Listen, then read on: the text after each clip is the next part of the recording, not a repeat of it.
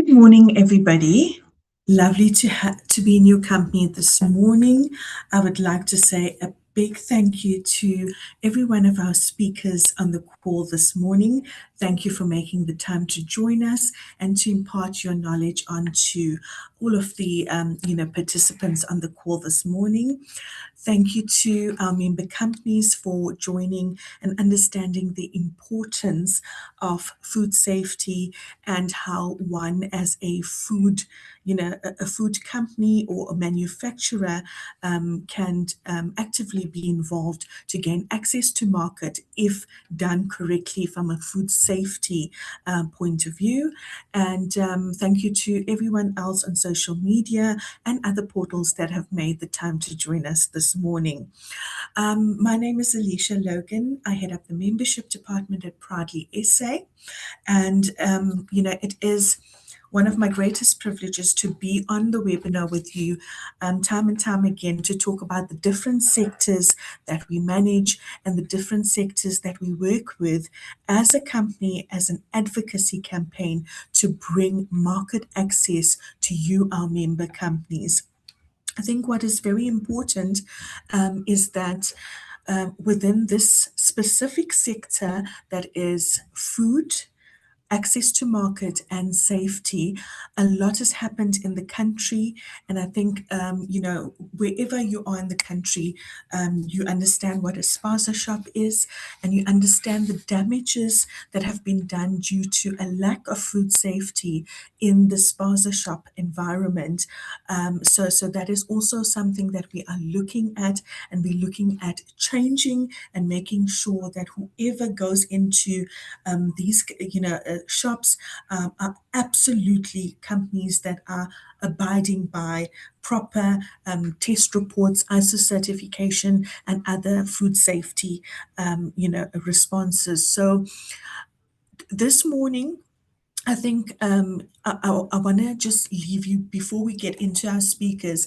I want to talk to you about three things: that is food safety, access to market, and how we as businesses can take our product to market and ensure it doesn't just live on the shelves but sells through. So, Proudly South African, as you would know, is a buy local campaign. We are the country's advocacy campaign. So, we are largely advocating for the public sector, the private sector, and the general consumer to make a local purchasing decision. Now, the food sector is one of the 26 sectors that we advocate for. And it is largely popular within the sectors because it is, if you look at farming, for instance, it is the lifeblood of any country. So the food sector is a very, very important sector to us. And as such, a company that is largely advocating for companies, we want to advocate for food manufacturers, food suppliers to reach markets, that is retail, wholesale, B2B, and other, even export markets. So that is our mandate, to help you as a manufacturer or service provider to reach your markets that are conducive to yourself, whether it be retail, wholesale, B2B, or other. So that's the first thing. The second thing is that as a membership-based campaign, it is so important for us to ensure that once we bring you on as a member, we need to advocate for you. But you must make sure that you meet four key criteria, and that is local content, because we cannot advocate, Proudly South African cannot advocate for a company that does not meet the local local content threshold.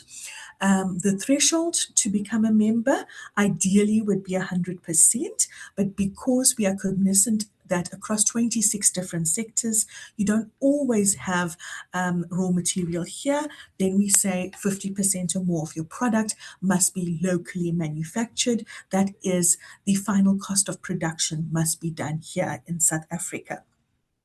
Secondly, and so apt to the webinar today, is that we will never allow a company to enter Proudly South African as a member company if you do not meet the quality criteria to be one.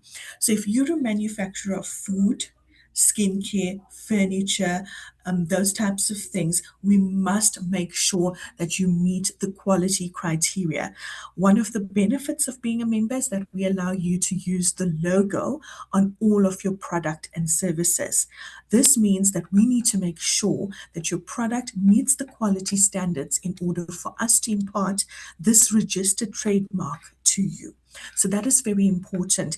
And when you are especially a food manufacturer or service provider within the food service industry, we need to make sure that your product has gone through the relevant testing processes and meets the SABS quality standards. It has ISO certification or test reports. If it doesn't meet any of those, statuses, if it does not meet any of those criterias, we will decline yourself for membership because we want to ensure wherever the logo sits, it sits where products are confirmed to meet the quality criteria. And that is very important because we cannot have our logo on products that do not meet quality and then someone is harmed. So, from a food safety perspective, that is integral. Then, of course, as I confirmed, in terms of the spaza shops, we are actively working with the spaza shops currently via suppliers like via various suppliers. And what it is that we want to do there, we want to ensure vetted, compliant member companies start servicing the spaza shop so that food safety becomes the absolute important factor, and we do not see the deaths of children like we've been seeing in the past few years, where they, consume chips or, other sort of, kiddie meals and then pass on due to food poisoning, etc. So, food safety in the spaza shop industry, the only way we can mitigate that is if Proudly South African steps in and ensure we have vetted members that access this market and are able to ensure they supply goods that meet all of the quality standards as outlined to be a member. And then, of course, lastly, it is so important that we speak about access to market. As I've confirmed, our main benefit as a Proudly South African member is to allow you to access the markets. So when you go to when we, invite you to exhibit at the Buy Local Summit and Expo, we say to you, hi, so-and-so, you are allowed to exhibit at the Buy Local Summit and Expo. But the reason we have you there is not just so that you exhibit and sell product, it's because we invite retail and wholesale buyers to the show, hundreds of them across multiple retail and wholesale channels and retailers. And we say to them, these are the people that we have in our as members, and they have to look at their products, talk to the retailers, and then list them into retail and this or wholesale. And this is a very, very, very big access to market opportunity, because what it means for companies that they're accessing the market and they're making sure that they sell through. So that in a nutshell is what Proudly South African does. And I think it's so important that we before we even get our companies to market and before we even say, okay, let's do this, let's do that, we want to make sure quality is met, because while our mandate is access to market, as a company, as an advocacy campaign, we will never take to market those companies that do not meet the quality standards required, especially for the food service industry. So without further ado, I'd like to bring on Tinswala Mkhize. Tinswala is from the SABS, and she will be exploring the importance of professional packaging, product labeling, and food safety standards in helping local food brands become market ready, build credibility, and access retail and distribution opportunities. So, as I alluded to, our bit as Proudly South African is to take you to market.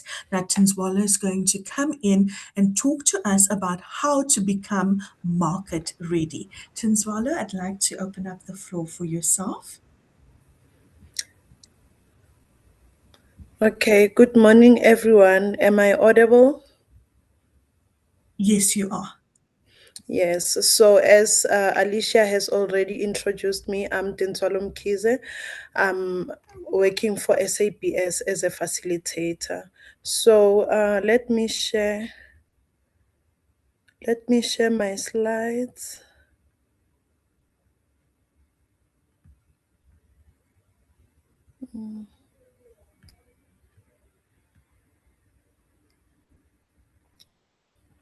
Okay, can you all see my screen? Tinswala, I can see the screen, but it's blank. Okay, now I can see it. You're good to go. Thank you. Okay, so today I'm going to take you through packaging and food safety compliance. So, by the end of this session, you will understand the role of packaging in product success, legal requirements for food labeling, the importance of food safety standards and compliance, and how standards improve market access and consumer trust. Then, I will also take you through practical steps to prepare food products for retail and distribution.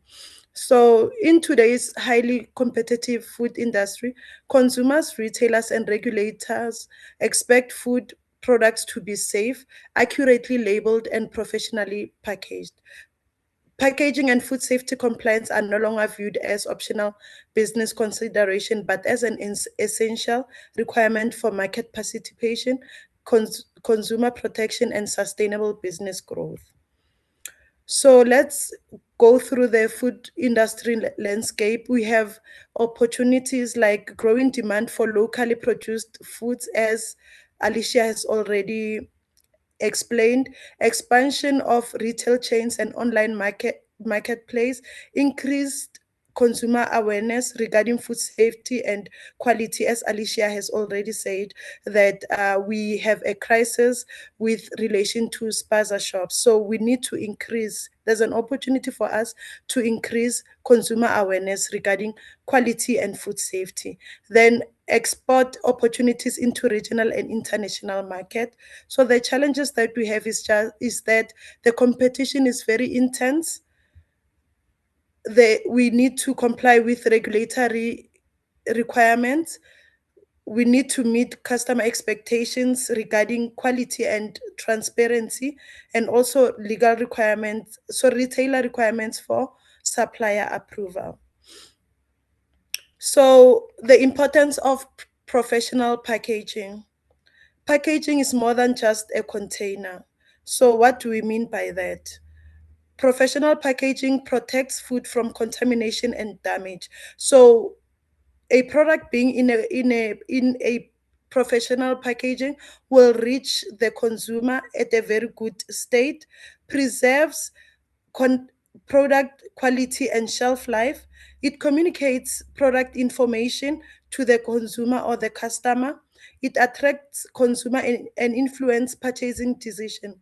Think of it like this. So when you enter the retail environment, the first thing that you look for is packaging. So it attracts you, and then you will decide from there whether you are going to purchase the product or not. And then differentiate products from competitors.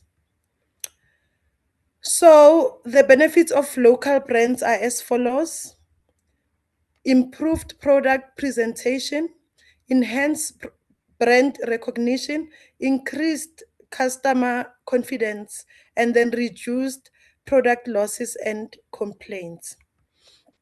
So I'm going to also take you through the role of packaging in food. Firstly, it protects the product integrity. So it protects it against climate, microbiological, and transport related hazards. It preserves quality and safety. So this helps us to maintain freshness, the quality, and the shelf life throughout supply chain. It communicates the brand. So it is a powerful marketing tool that conveys brand message directly to consumers. So when a consumer has your product already, it is communicating as to what the product is, what allergens does it contain, the address of the address of the manufacturer or the distributor, should you have any questions and all that. So that's where communication comes in. Then number 4 says enhances market visibility. Attractive and professional packaging helps products stand out in a highly competitive retail environment. Then number 5 says influences consumer choice. So obviously, effective packaging creates a positive first impression and supports purchasing decision. So the main functions for food packaging is protection. So it protects the product during transportation and handling. It acts as a barrier against moisture, oxygen, dust, and contaminants. There are some products that do not need to have moisture in them, and should they come into contact with moisture, you'll get customer complaints like the product is soggy and stuff like that. So it also preserves your product. In a way, it extends your shelf life and it maintains the freshness and product quality. Also, when you buy a product, you want convenience, right? So packaging should give you that. It must be easy to store, it must be easy to handle, and also easy to use. Like, it must not come with a manual that gives you an instruction as to how should you open the packaging. So that's what I mean. Then there's marketing. It acts as a silent salesperson. So instead of having someone on the aisle busy explaining how the product works, how you should store it, already when you take the product from the shelf, it already gives you that information. Then it reinforces brand identity. So we have challenges in food businesses that are packaging related, and the challenges are as follows: poor sealing and packaging integrity. So obviously, if there is a poor seal, the product might dry out, the shelf life might be compromised, or even the product can even spoil and cause food poisoning. Inadequate shelf life considerations. So you need to take your product for micro testing, also do organoleptic testing to ensure that you are giving it the maximum shelf life that the product has. Incorrect packaging material selection. You need to investigate the type of packaging material that you need to use for your product, and also run trials to ensure that the packaging works as you are expecting it to work. Unattractive package design. So as I've already mentioned, that when you go into the retail environment, the first thing that you look for, or the first thing that attracts a customer, is the packaging design. So you need to ensure that your design is very attractive, and then it will obviously affect or affect the decision of the buyer. Missing or incorrect label information. So the information on your packaging should be correct. Non-compliance with regulatory environment. So the potential consequences for the challenges are product recalls. You don't want that for your business. It's a waste for the business, and it might damage your brand. Customer complaints. One thing about complaints, or the problem about complaints, you'll have a customer complaint, however, the customers will also tell their neighbors, their relatives, about how bad your services or your product was. So in a way, you will also lose customer retention. Then retail rejection is also one of the consequences of the challenges that we have. So let's go through the labeling requirements. So you need to comply to R146, which is Foodstuff, Cosmetics and Disinfectant Act. So the following are the key information that are required for labeling. Ingredients list. So the ingredients should be listed in a way that the ingredient with the most weight is at the beginning. So it must be in descending order, including compound ingredients and additives.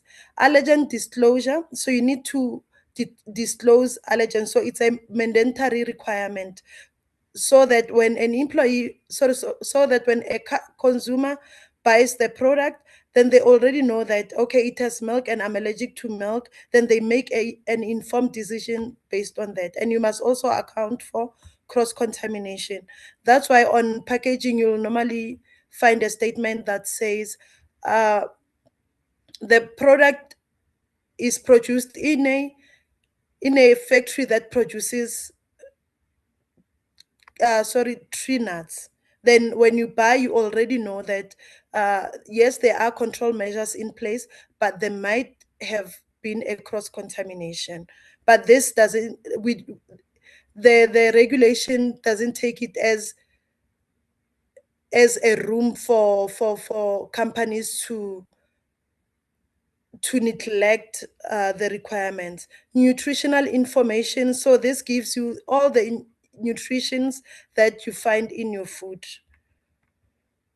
Date marking. So date marking is also a prerequisite in products.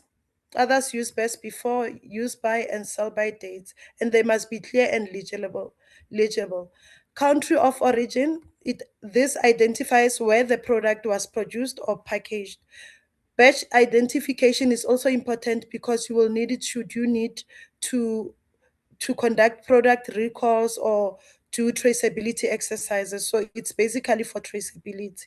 Then storage instructions, it's guidance on how to store your product. Should it be refrigerated? Should it be frozen? And should it be stored in a shelf where there's no direct sunlight? And then prohibited claims. Labels cannot mislead consumers with false health or nutritional claims. So claims like nutritious, claims like healthy are not allowed because they are giving an health, inherent health giving properties. So the product alone cannot make someone healthy. So that's what they mean by that. So the common labeling mistakes that we come across in the food industry are as follows: missing ingredient declaration. So if you did not declare your ingredients, someone will not know whether the product, for an example, has pork or not. So when you have listed your ingredient, then they buy while they're making an informed decision. Then incorrect allergen statements. Your allergen declarations must be correct. Misleading health claims. Eligible font size. So your font sizes must be as per the R146, and they must be legible, they must be easy to read, they must be clear. Incorrect nutritional information. So for nutritional information, you need to submit your product or take your product for nutri testing, and then you'll get the information from there. Because remember, some people are health conscious and they depend on the nutritional information to purchase your product. Missing batch coding. So we have already touched base on this. Missing contact details. Contact details assist consumers to call if they have any inquiries, also to log complaints. So you must ensure that your contact details are correct. So the impact that the mistakes have on your company are as follows: regulatory actions. So you might get penalties from regulatory bodies, product withdrawals, which is a loss for the business, customer complaints, loss of retailer confidence. Then I'm going to take you through the labeling requirement, which is SANAS 289 of 2022. So this requirement focuses on product labeling. So it requires you to have product identity, and it must be clear on the principal display panel using legal, common, or generic names.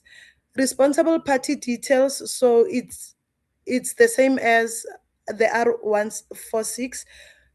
The name and business address of the manufacturer, packer, distributor, or importer. Then it must have a net weight. Declared exclusive of packaging material. So it will be your weight minus or subtract the packaging material while you are using the correct unit. And then the units of measure, it must follow the SI symbol and conversions, prescribed sizes. Certain products must adhere to standardized packaging sizes. So these sizes, you will find them under SANS 289 of 2022. Misleading practices. So we have already touched base on this. Prohibit deceptive labeling or false claims. So I'm going to take you through how standards improve market access. They highlight international recognition. So if your business has certificates like your ISO 22000, your BRCGS, your FSSC 22000, then your company will be globally accepted, and it will enable your company to export without barriers. Ensures regulatory compliance. Meeting standards guarantees product pass customs and inspections in different countries, reducing delays and risk. Meet retailer requirement. And large market chains and distributors often depend on certified packaging before agreeing to stock a product. Gained competitive advantage. So if you have the right you have the right certificates, obviously you will stand out compared to your competitors, and this will strengthen your brand reputation and consumer trust. So also the benefit of standards in improving customer trust, it gives transparency. So it gives clear labeling, your ingredients, your allergen, your expiry dates. It builds consumer confidence and reassurance. Safety assurance. So it shows that you have taken your products through rigorous testing like chemical migration, your microbiological risk assessment, and durability. So this ensures food remains safe to consume. It also gives you sustainability. Eco-friendly packaging align with standards. So this appeals to environmentally conscious buyers. Consistency means that you are able to produce the same product over and over again and getting the same output. So this makes consumers know what to expect every time.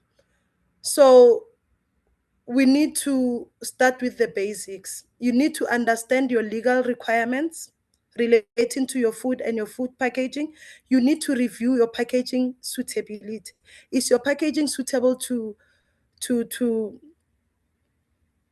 is your packaging suitable to survive handling, transportation, and also get to the to the household without being damaged and without compromising the quality and the food safety of the product? Verify label compliance using the standards that we have just covered. Implement food safety controls to ensure that your food is safe for human consumption. You need to train your employees about food safety, about HACCP, about proper handling of products. You need to conduct regular product reviews to check if it is still market fit and make improvements where you need to. You need to seek guidance on application standards and certification requirements. So, key takeaways from this presentation is that packaging protects products and promotes brands. Accurate labeling is both a legal requirement and a trust building tool. Safety is non negotiable. Market ready products are more likely to gain retail and distribution opportunity. Compliance and professionalism create sustainable business growth.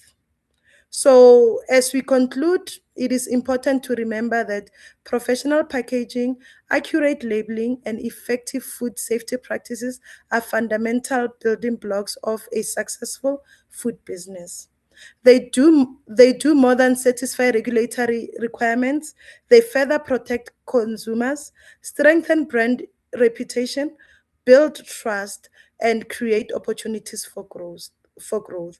So let us continue working together to build a food industry that delivers safe, high quality products support consumer confidence and contributes to economic growth and innovation. Thank you for your participation and engagement. We welcome question and answers. So that will be the end of my presentation. Thank you so much, Tinswalo. I don't see any questions in the chat box for you. However, should I get a question, when we do have a gap, I will send it through to you and then you can answer. But thank you Okay, very much for that. That was really great. Thank you. okay, thank you. Colleagues, our next speaker is Glenn Bryant, who will speak from Six Dogs founder. Glenn will talk to us about building consumer trust in local brands. I think that is so important because for the longest of time, especially in fashion, we have consumers only believing that quality is based on international brands, and we want to dispel that that thought, because local products, especially with quality, and going through all the testing phases, etc., really carry good quality. So us focusing on how local food businesses can strengthen customer confidence through quality products, consistency, authentic branding, transparency, and positive consumer experiences, is really what Glenn will take us through. And Glenn will also, give us an insight into how long-term brand loyalty can build your business. Glenn, I'd like to open up the floor to you.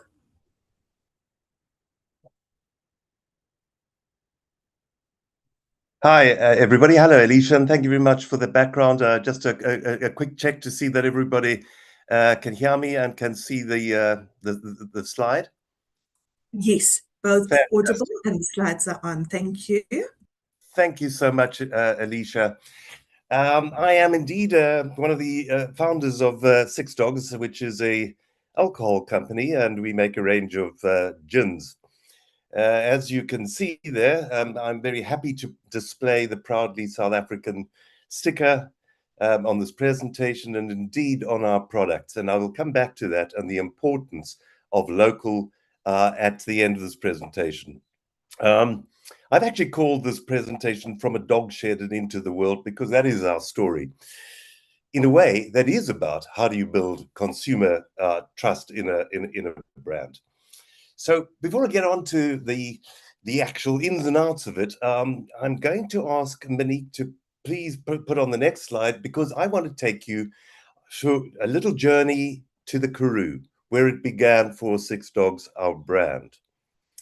There's this long, dusty, less traveled road somewhere that will take you from the N1 highway between Johannesburg and Cape Town, near the town of Worcester, and it leads into our farm. Now, everybody, all South Africans know the Karoo.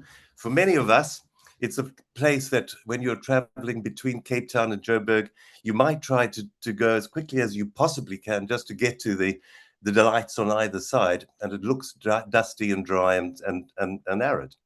But if you can go to the next slide, for those who live there, or those who take if you can go to the next slide, please, Monique. For those who are prepared to take that travel, that road, the Karoo is a place of magnificent scenery. It is hauntingly beautiful. The contrasts, the colors are just absolutely magnificent. If you can go to the next slide, Monique. It's also an area where amazing wild things grow. I'm told that there's something like 8,500 plant species in the Karoo alone, and that something like 80% of those are endemic indigenous to that particular area.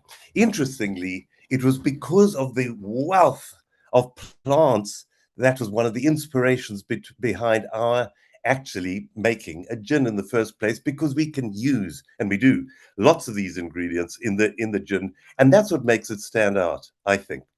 If you go to the next slide, you will see that road actually does lead to the entrance to our family farm. There's the signpost, there's the gate, and that will take you on, next slide please, to the distillery itself. That's the aerial view. I have to tell you, that was the early days. It is a little larger than that now, but that is the beautiful, beautiful valley in which our farm and our distillery is situated, on the fringes of the Karoo. Next, please. There on the side of the wall, we have on that frieze the 6 original dogs in our pack that were also part of the inspiration behind our brand. Next, please. We grow all of our own ingredients, or we forage for them in the local areas, or we rely on our neighboring farms. It is a most beautiful area, and everybody is invited to come and visit our farm if you live in the area, or if you're ever traveling through. Next slide, please. That's where you would be entertained on the stoep while you see the view, meet the dogs, and enjoy tasting some of our gins. Next slide, please. Quick peek inside the still itself, where all the action happens, and where my brother, who is the master distiller, hangs out. Next slide, please. So this is our range. Some of you may be familiar if you are gin drinkers. We have 4 gins in our range, which I would like to you always take the opportunity when given. So if I can take you through very quickly, we go to the next slide. The first gin in the range is something called Karoo gin. This is our classic. This is the gin that we started our journey with. It uses, amongst other things, wild lavender, which we forage, literally pull off the rocks in the area around us. And it uses something called the Karoo thorn, which is the berry that you see in the picture there, the little blossom that comes from this very harsh Karoo thorn tree. So absolutely 100% local. You can't get more local than that. Next slide, please. The second gin in our range is our Six Dogs Blue.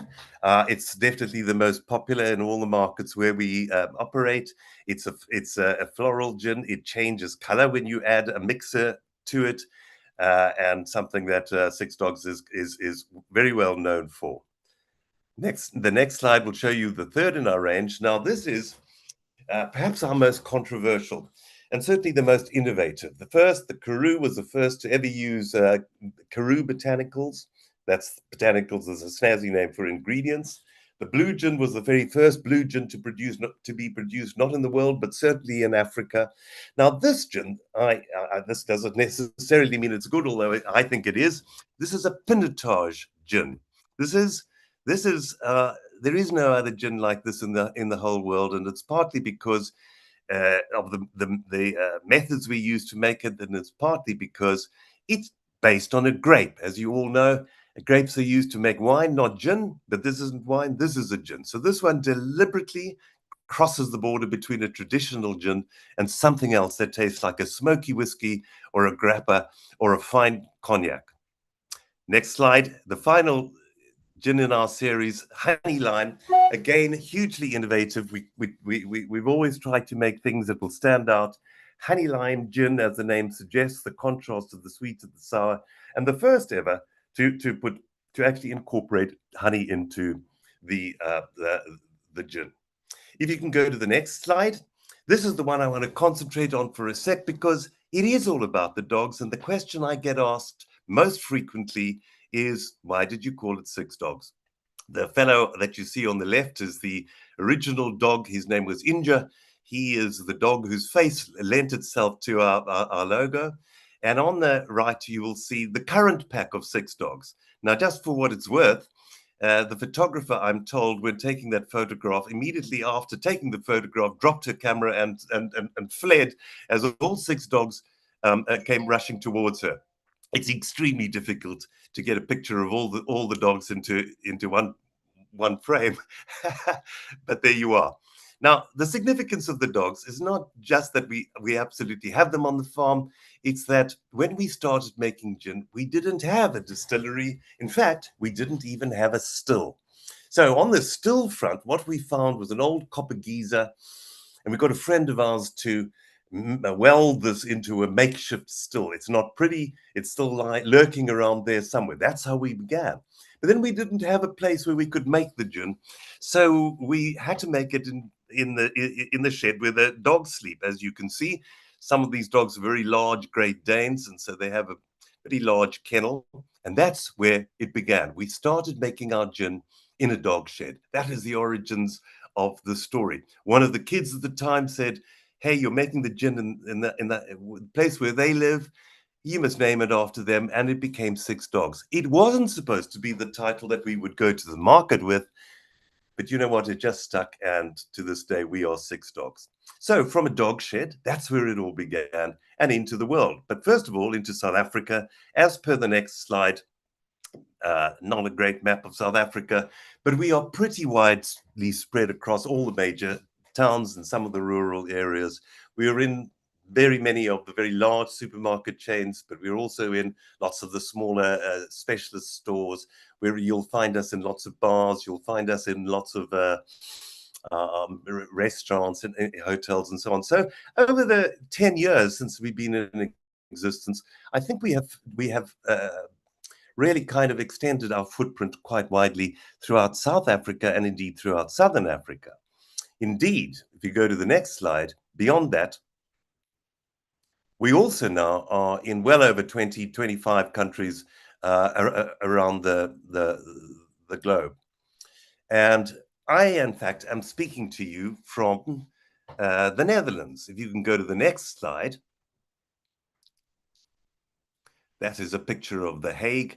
And in 2020, that is where we set up a second office, a second Six Dogs office, in order to extend our range and to promote our products across the whole of Europe. So that's where we're at. We started in a dog shed, and we are, well, if not everywhere in the world, we are quite widely spread across the world. So what I want to talk to you about today is, if you can go to the next slide, 4 things. Quickly, how did we actually build this brand over the years? What, in my opinion, did we get right? What did we get wrong? Because I promise you all businesses make mistakes, and we were no exception to that. And then I will summarize quite briefly with what the key learnings are. Monica, if you can stop sharing now, I'm afraid you have to look at my ugly mug while I take you through our story. So let's start with, am I up? Can I continue? Okay. How did we build this brand? Well, let me say this. In the first 2 years, since we set the company up, we didn't sell a single bottle of gin. Now, the reason for that is it took us that long to get the license to manufacture, to store, to transport, to distribute, and to sell gins. So the alcohol industry is very similar but different to the food industry. We don't have some of the particular challenges you might have in the food industry, but believe me, we've got lots of our own challenges. And obviously, it is alcohol. It's frowned upon in some quarters. It's supposedly bad for your health if you consume too much of it, etc., etc. So the authorities rightly take health and safety very, very seriously indeed. And I can tell you, for what it's worth, that every single batch of gin that we make, we have to test against a whole wide range of criteria to ensure we're not poisoning people, that we do claim to be, or that we have in our bottle what we claim on the labels, and so on and so forth. Sometimes I laugh because you will see, of course, on every bottle of alcohol, the health warning, and that's we are obliged to put, and so is everybody. I laugh only because if you look at the history of most alcohols, they all started out as medicines. That was the origin of most alcohol, was to find treatments for various ailments. They developed into products that we began to consume for pleasure. But anyway, be that as it may, we have to comply with a whole range of health and safety. And it's very important indeed that we do, because we need to be able to sell our products in South Africa and indeed around the world with absolute confidence. And those regulatory compliance issues are crucial to your business, and they are certainly crucial to my business. Of course, during that 2-year period, we took the opportunity to do several things. In the first place, we had to perfect our gins. Now, that Karoo gin, which was our first, actually took 187 different iterations before we got to the point where we were confident that this could stand up against, well, may I say, the best gin out there in the world. So we perfected the recipes. We obviously built the distillery, which you saw in the photographs, and we imported the big copper still, which we still use to this day. We have another couple there as well now. We also took that opportunity, of course, to thoroughly research our market and to determine who we were and who we wanted to be. What were the values that were going to guide us? What was the market wanting? How were we going to try to reach them? So it was a very valuable period of time. Even after the first 2 years, when we were able to take our product to the market, it wasn't easy. It involves huge sacrifices. For the first 6, 7, 8 months after that, I can assure you, none of us was able to take a salary because we simply did not sell enough to cover our costs. It's hard work. Starting a new business, any startup, getting your product to market, believe me, it's not easy. And because none of us had come out, neither my brother nor I had come out of the liquor industry, we had to do this the hard way. We had to go and learn about our industry. And the best way to do that was to go into the trade, to speak to people in bottle stores, to speak to the owners of distribution business, to speak to the suppliers and so on, and to develop the best possible relationships that we could with all of the people in the trade, because they effectively had to teach us our job. I'm so pleased looking back now that is the way that it happened, because relationship building, everybody talks about it, but I promise you, it's the singularly most important thing that you can do about it. And I'm going to come back to that topic. Of course, we also slowly over time had to find creative ways of marketing absolutely essential. Now, I don't know about your businesses, but we don't have lots of money. We didn't then and we don't now to put into huge, large-scale advertising campaigns. So, of course, we had to find clever ways of getting our product to market. I think we were lucky in that when we kicked off in 2016, social media was still really in its infancy, and we seemed to be ahead of the curve. So in a very short space of time, we used, I think, social media very effectively, and gained something like 60,000 followers in the space of a couple of years. But much more importantly than that, this was all about getting gin on lips. So it was about creating the experiences. We did this in sometimes traditional ways and sometimes non-traditional ways. The traditional might include in-store tastings. Believe me, to this day, every week that you will find across the country and indeed around the world, people in certain locations selling, or not selling, but promoting the Six Dogs gin. We entered the events programs. We took part in gin festivals and so on and so forth. We also tried to find unusual ways. So, what's interesting is that you go to a gin festival, you're one of several gins on offer. But if we go to say a beer festival or a whiskey festival or a food festival, and you are offering something different, a gin, this is a way in which you can really try to stand out. We employed a whole range of informal ambassadors. We had no money to pay them, but these were people who were our friends. We used them. We gave them gin. We got them to go out and tell their friends. We got them to tell as many people as we possibly could. So let me tell you, the first couple of years was really hard work, but what a lot of fun. Our fortunes changed when we introduced the blue gin. This really put Six Dogs onto the map, and as I've mentioned today, it is our best selling product in the 25 or 30 or whatever it is countries around the world where we sell our gin. It was delightful because we were able now to expand our offering.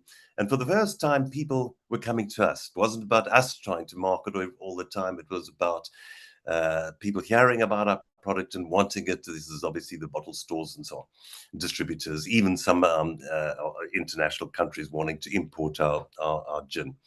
The big guys, the Checkers liquors, the Topses, the Pick and Pay liquors, the Macros, etc. They also came to us. I resisted it in the beginning because let me tell you, working with it, I mean, they're great companies, but working with them is difficult. You've got to know what you do. But we did, and we built our brand. Obviously, we took on staff, and those were wonderful days for us. But like all businesses, we got hit by COVID, and I think that along the way, of course, you have to learn to handle your mistakes. You will make mistakes, and you have to learn to roll with the punches.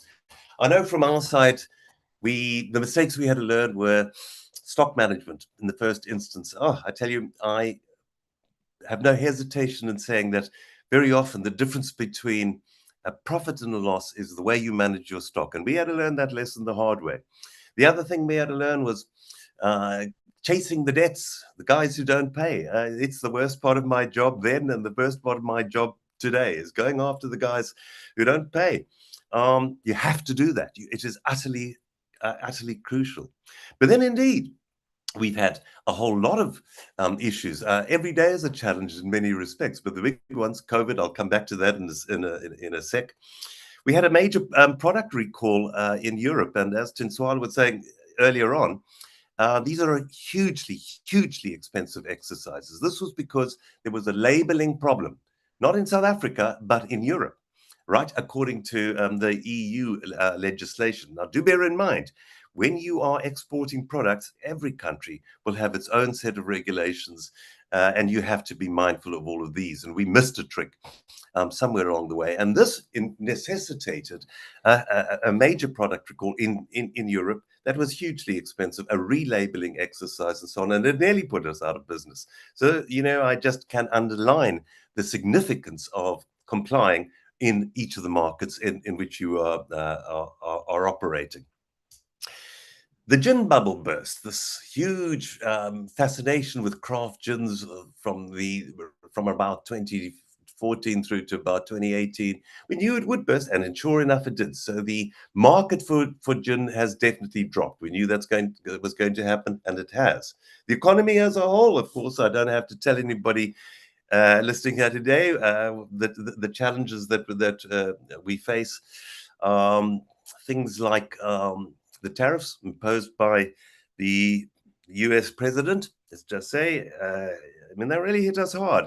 America, for us, a major market, a growing market, a very exciting market, until the tariffs and all the uncertainty around that. So these are the sort of things that we've had to deal with and continue to have to deal with. And whatever your business is, you're going to have your own set of challenges.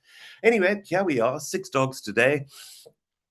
Proudly South African. All of our products are made in South Africa, even though we have offices elsewhere in the world. I think that probably safe to say that today about 50% of our sales come from outside of South Africa, but South Africa is still our most important market and always will be. The Netherlands, where I'm situated, is very definitely the second most important market in the lineup, and it's because we have the physical presence here. It's because I am here on the ground and able to replicate in the Netherlands what I think we've managed to do reasonably successfully, if I may say so, in South Africa. So that's the story. The second part of what I want to talk about is at least my view on what did we get right, in doing all of this. Well, if I may say, I think in the first place, we stayed humble. Remember, this is a brand born in a dog shed, born in a kennel. Now, we are in all these countries. We have done reasonably well, but I hoped that we've stayed exactly the same people. You can come and visit us on the farm anytime you like. You'll meet my brother. It's a very down-to-earth environment, and I think don't let success go to your head is the lesson out of that one. Secondly, I think that we have a genuinely authentic story. You can visit the dogs. You come down to the farm, you will see there they are. This is a real story.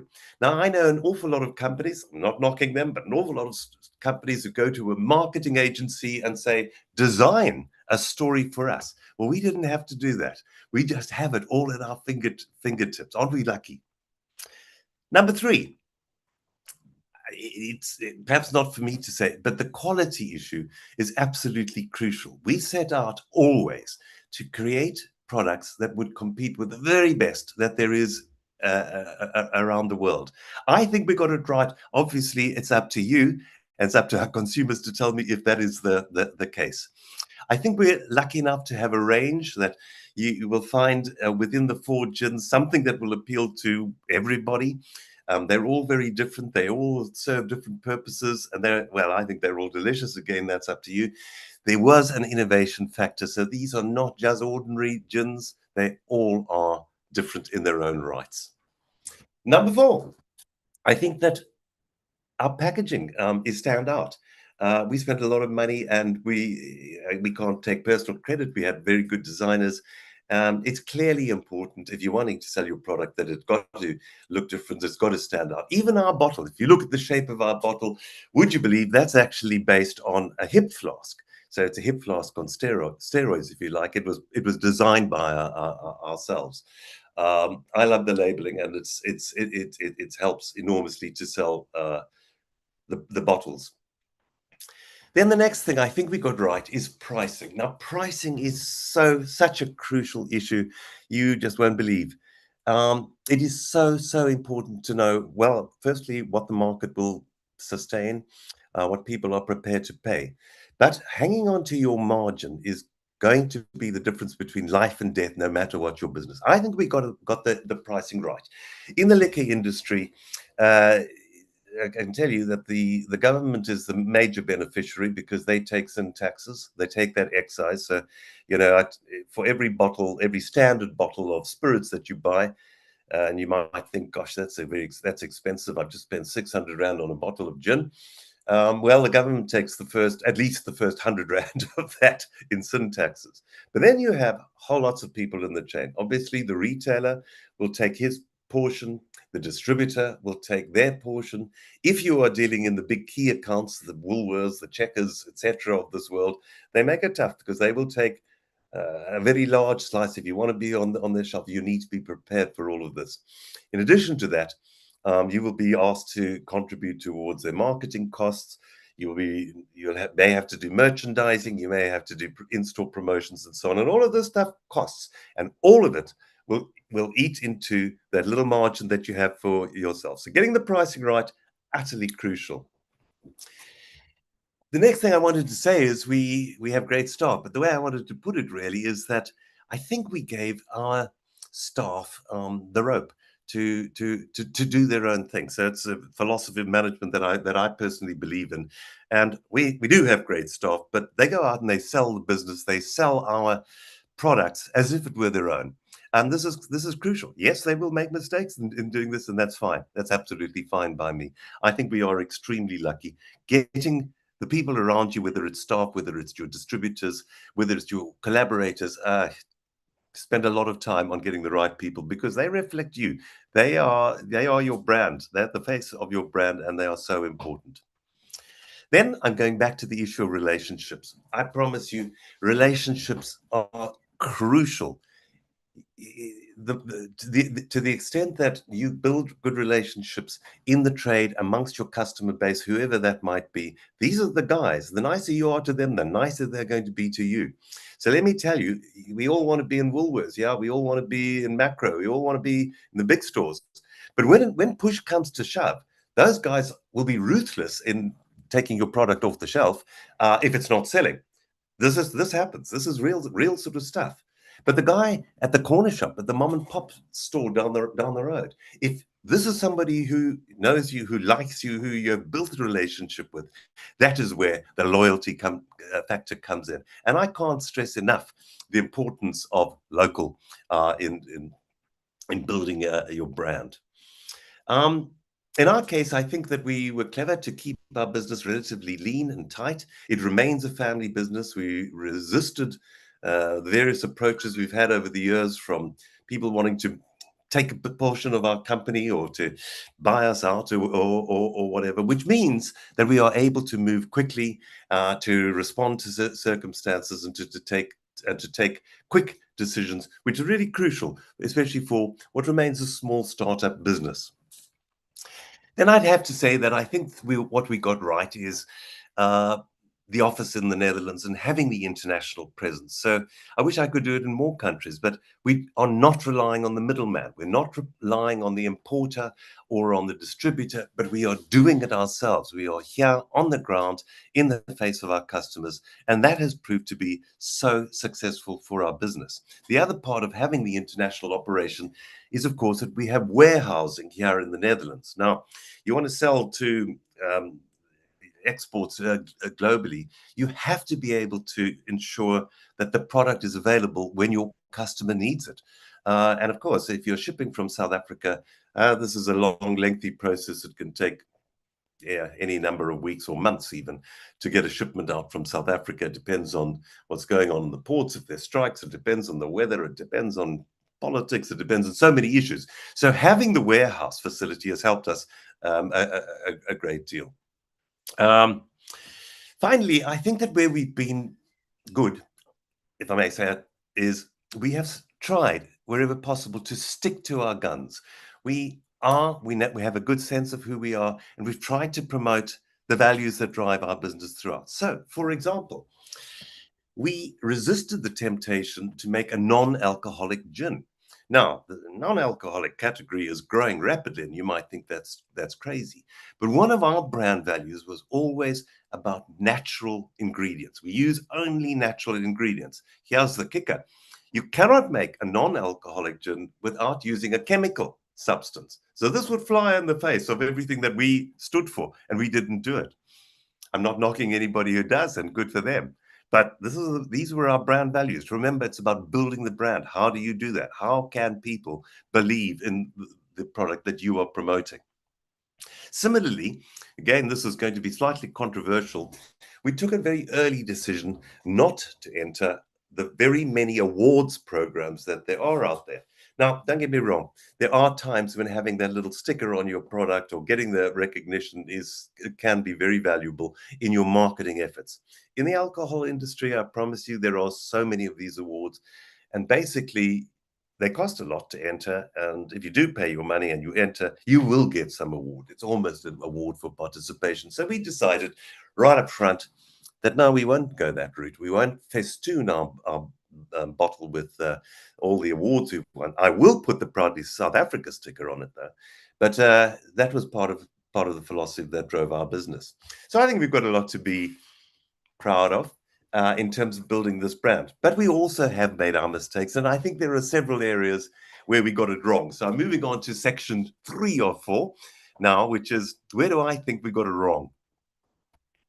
Firstly, we underestimated the power of the big corporate competitors. Again, I'm not knocking any of the big players. These are the big brands, big alcohol brands, big distribution companies. I'm not knocking them at all.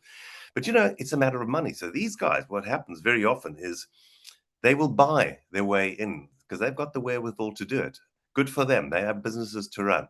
They will go into bars and they will say, we will sponsor, we'll build a wing on for you, or we'll build a terrace on for you, or whatever. But in return, you can only stock our products. Now, obviously, as a small brand, you can't do that. So all I'm saying is the playing fields are not level. Yeah. And nor are they going to be in whatever your business is in. Be mindful of that. That's number one. Secondly, I think we underestimated, as I mentioned before, the ruthlessness of the big corporate customers. Again, I'm not knocking them. I love Woolworths. I love the Checkers. But I tell you, these are the guys. You don't have it's very hard to create relationships in the big corporates. And again, just to emphasize the point of why going the local route is so crucial, because these guys, they will be ruthless when they need to be, and good for them. Third, we definitely underestimated the expenditure that we would be required to incur on marketing. It's never ending. These days, particularly in the liquor market, if you want to get a new distributor or even a new customer, they will happily agree to list your product, but provided you pay part of their marketing costs, which might be you have to advertise in their brochures, or you have to do promotions, or you have all of this stuff costs. We absolutely underestimated that, and we've learned that the hard way. Fortunately, as I've mentioned, we had a sufficient margin, I think, to be able to cope. We clearly underestimated the impact of geopolitical forces, but these are beyond our control. So I promise you, wars in Iran, wars in the Middle East, wars in Ukraine, etc., and all the other stuff going on, it has a serious bearing. We know that. We know you know that. It's a bearing in terms of costs, in terms of energy and transport, particularly, but also consumer behaviors, especially when you have products at the luxury end. Got to roll with the punches on some of these things. 5, I don't think we thoroughly investigated some of our international partners. So in the early days, we were awestruck. Oh my God, here's somebody wanting to import our product into, let's say Germany, or into the United States, or into Japan, or whatever. And we were so in awe of this that we just readily agreed, obviously once we had agreed on the price. I think there's maybe the South African mentality. It's like you get a little bit overawed by all things that are foreign. I wish we had spent more time and effort actually trying to investigate what would these partners do for us, how would they operate, where would they operate, and retain at least an element of control. So when, for example, we came to Europe ourselves to set up an office here, we discovered some of the existing distributors in Europe were charging our gin out at such a high price and making such a huge margin themselves that clearly we were never going to achieve any sort of volumes. We had to disrupt our own market to bring it down to realistic prices if we were going to try and achieve any kind of volume and make and any kind of success in Europe. So I don't think we got that right. I'd have to say, I think we got some of the names of our products wrong. With the benefit of hindsight, take the Karoo gin. Now, I think every South African's heard this term Karoo, and it will resonate with every South African. But I assure you, in Europe, they've never heard of the term. In America, they've never, or very, very few people, some travelers maybe, but nobody has heard the term Karoo. Benefit of hindsight, I wish we had called it something else, classic even, something. If that's a difficult sell, take the Pinotage gin. Now, Pinotage is a grape that only grows in Southern Africa. So for starters, very few people in the rest of the world have heard of Pinotage. But then it's a grape. It's used to make gin. Now we're making it's used to make wine, and here we are making a gin. It's a hard sell. Again, the benefit of hindsight, I think I would have called that something else. I do think that we try to be all things to all people, and to spread ourselves a little bit too thinly. Clearly, over time, we have learned that it's much more important to focus on key markets, to know exactly who it is who's consuming your product, wanting your product, and to devote your 80% of your attention to those narrower markets. So today, I'm not chasing more and more countries. I'd much rather get it right in the areas where we do have a market, rather than just try to grow this brand at all costs geographically. And then finally, what did we get wrong? And this one will appeal to you all, I think. We underestimated the power of brand South Africa. Yeah. So what do I mean by that? Well, firstly, in South Africa, this is fascinating for me. Do you know that 4 out of 10 people who come and try our gins when we are doing tastings do not know that we are a South African brand? And I don't know why that is. I have a theory. I think South Africans, again, they think if something looks that pretty, it has to be foreign. And that's just not the case. South Africans, I promise you, are as good as the best of them out there in the world. But isn't it fascinating that most South Africans don't even know that we are South African. Believe me, as you see our Six Dogs bottles, you will increasingly see that proudly South African sticker on it. It's so important to our business. If it's important in South Africa, equally so in the rest of the world. So, what I found to my amazement is that here in the Netherlands, the Dutch love all things South Africa and South African.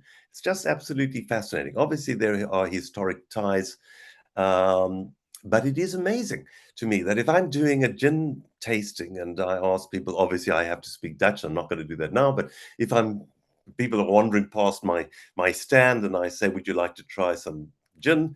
I get no reaction at all. But if I say, "Would you like to try some gin from South Africa?" It's amazing the reaction that you will get.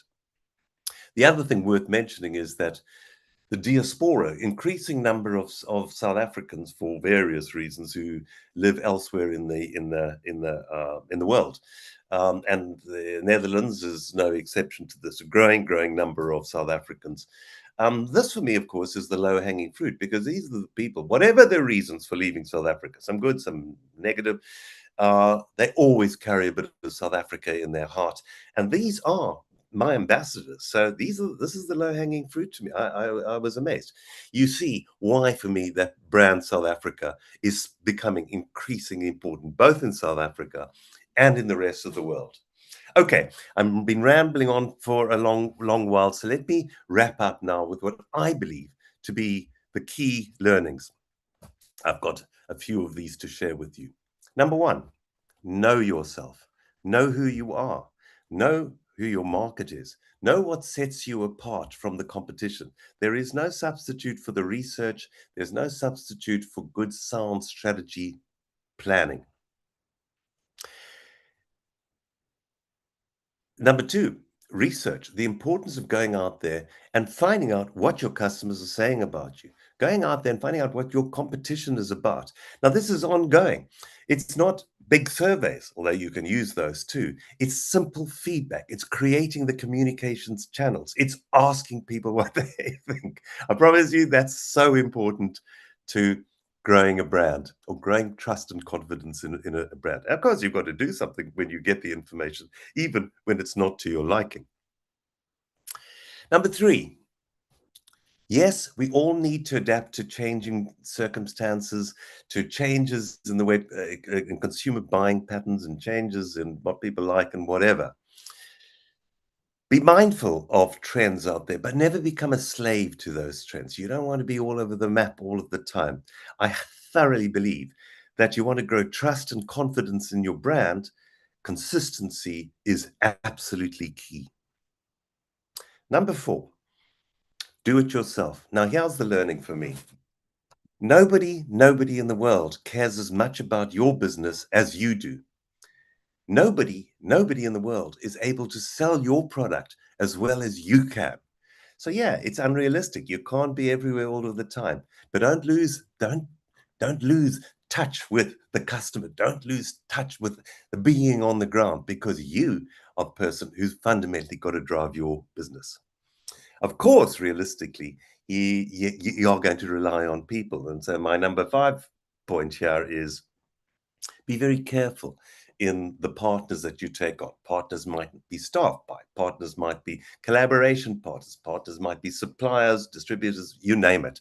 Be very careful in taking these people on because these are the people who effectively are part of you, part of your brand. And be wary of consultants. Now, okay, that's controversial too, and I can assure you, we use some consultants who are absolutely fantastic. But I get approached, I think, on a daily basis by 2 or 3 people from anywhere, offering all sorts of things to double our sales, always at a cost. Yeah, I say, you know what? I'm not paying money up front unless you can guarantee me returns, which you can't. So if you're prepared to walk the walk with me, if you'll take some of the pain up front, then I'm more than happy to share some of the rewards down the line. Do be careful. Do be careful about these things. Number 6. It's called the classical 4 P's of marketing, and I strongly, wholeheartedly recommend that you pay attention to these 4 P's. What are the 4 P's? Product, that goes to quality, of course. Pricing, I've already talked about the importance of getting the pricing tree right. That is absolutely crucial. Place goes to geography. I've already talked about keeping it local to the extent possible. And the fourth P is promotion. Obviously, you need to have the budget. You need always to have the budgets to do the kind of promotions that you would like to do. That leads me necessarily to my next point, which is, I say it again, local is indeed lekker. Local is stunning.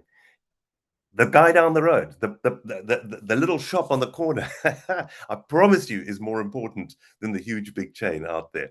Because when the chips are down, these are the guys that support you. Local, the guys around you who are able to proudly say, this is ours. These are the guys who are going to be your best ambassadors out there. I cannot stress enough the importance of local.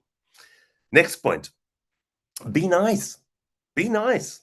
Go out. I see no reason ever not to be nice, because I'll tell you what, if you want help, and you will want help, you're only going to get it if you're going to be nice to people. So for me, it's absolutely crucial.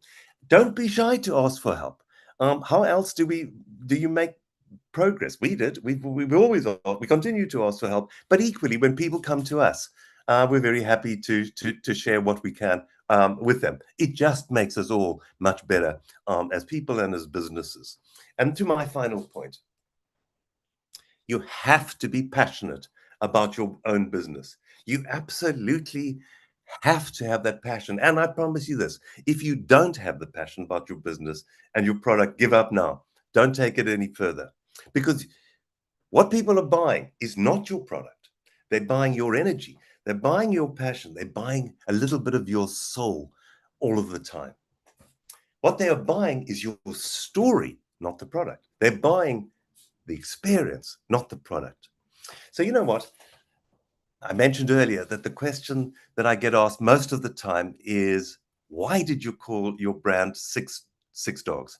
And I can say this, I am so happy when I get that question, because although I've told the story about the kennels and so on a million times, for the listener, it's the first time they've ever heard that. And that always gives me this opportunity to tell people about my product, but not in such a direct way, but about the story behind it. Yeah. So that for me is a very good note for me to say to you all, thank you for giving me this opportunity to once again tell my story. And on that note, Alicia, I'm going to pass back to you. Thank you so much, Glenn. Just before you leave us, I just have two questions very, very quickly for you. One says, Glenn, can I ask you, how do you keep your business cash flow intact? And just a little, do you ever get approached? Okay, so that's one part, right? And the second part of the question says, do you ever get approached by investors? And I think the end part of that is because you see, there's this thing about small businesses selling to large businesses to cancel out that competition. So that question really is, do you get that? And what would you do in that situation? And then after you answer, we'll go to the next one. Thanks. Okay, I'll answer that as quickly as I can, Alicia. Cash flow in any business is the lifeblood of the business. It's not our business. It's absolutely any business. Now, I tell you what, in our particular business, the lead times are really long. We have to order bottles. These are not made in South Africa. They come from Europe. It takes, I don't know, months to get, but we have to pay up front for those. Yeah. Then we make the gin, we bottle it, we sell it, we get it out there to market. The customer always gets 30 days or 60 days or whatever to pay. It's a very long period. So managing your cash flow, well, sit on it every single day. I don't know what else to say. It is the difference between going under and not. You've got to keep the cash flow. I don't know if I've answered the question. It's just crucial. Investors, yes. Be very careful again in taking on investors. We have been approached, and I'm not saying that I would never take an investor in. It all depends. What can they do for you? If I could get let's say a global distributor partner who was really going to work on our behalf to get our product into the right places, this becomes very interesting for me. But if it's simply somebody who wants to throw money at me, much as I like having money in the pocket, it always comes with a catch. That is, they want something back. Quite rightly. So I hope that answers your questions. Yes, we do get investors. To date, we haven't, or approaches from investors. To date, we haven't sold out any part of our business. And cash flow is crucial. Alicia, was there a second question? Glenn, this is not a second question. It's just a statement, and I think it's a really nice one. So let me just read it to you very quickly. What I took away from Glenn's presentation is just how important and impactful a company's story can be. It seems that there are times when people are drawn more to the story behind a brand than the quality of the product itself. Now, understand this. That is not to say that the quality is unimportant. It remains essential, but a compelling story can create a strong connection with customers and significantly influence how they perceive a company and its offerings. Okay. And I don't know who said that, but to Eva, thank you very much. I couldn't agree more. And again, all I can say is you sell not your product, you sell your story. So utterly crucial. Thank you so much. And then Glenn, this is a funny, sorry, but it says, does Glenn speak Dutch since he said he's from the Netherlands? I do speak Dutch. I'm not going to do so here, but yes, I do. You have to. It's your market, huh? The market here is Dutch, and even though the Dutch speak very good English, I think it's an insult not to speak the local language. So yes, I do. Last one, Glenn, how did you get the right batch control and pricing, plus the camera lady dropping the cam after getting the perfect shot of the dogs was hilarious. I'm sorry, what is the question? How did you get the right batch control and pricing? Well, these are two different questions. The one's a scientific question. The one is the other is a market question. And I think the answer to both is through research. We went out there. We went to ask, what do other people do? What do our competitors do? When I say, yeah, you sometimes need to go and ask for help. These are the sort of things you need to find out. Yeah, it underlines again the strength of the relationships.